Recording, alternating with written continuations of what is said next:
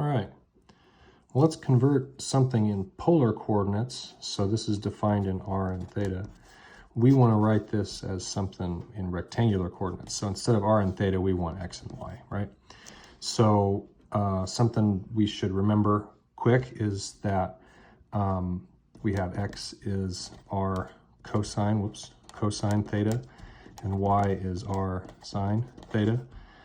We also have r squared is x squared plus y squared, and we have tangent theta is y over x. So this is the stuff that we know that relates x and y. So really we want to take this guy here and we want to kind of generate this stuff, right? So I've got an r and I've got a -3. So, well, r squared is this stuff. So what we can do is we can just square both sides here. And now we've got r squared is 9. So there we got r squared. We could substitute here. So x squared plus y squared is 9. And we're done, right? We've got something in rectangular coordinates. So we might, a task we might want to do like we did with r and theta, where we solved it for r in terms of theta. We could write this in terms of y in terms of x, like write it as y equals, x stuff. But in this case, we probably don't want to do that, right? We probably recognize this as a circle with center, well, the origin, right, 0, 0, and the radius is 3, right? And we knew this from algebra, algebra, where we wrote equations for circles, of course. So if we think about what this is in polar coordinates, that's kind of another way to think about this. So if I said r is -3, let's write this again. So r is -3.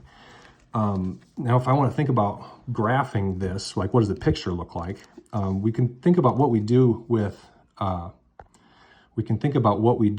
graphing things in x and y, right? We just choose x values and then find the corresponding y values. We do the same thing here, right? If we have r and theta, and for any theta I choose now, well, r is going to be -3, isn't it?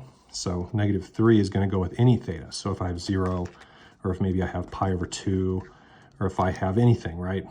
3 pi over 7, whatever. It's just all -3s, So all the radii are -3.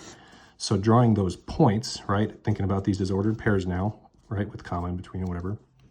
This would be the radius -3, so -3, 1, 2, 3, boop, at 0, at pi over 2, so that's here. Our radius is also -3, so -3.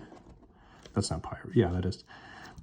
Right, everything's -3, so all the radii are -3. Essentially, we can just, take a radius of -3 all the way around, right? And again, thinking about this with algebra, we know how to do this, right? This is hk, and our radius is 3, and we can say, okay, well, I knew this. Whoops. Yeah, y.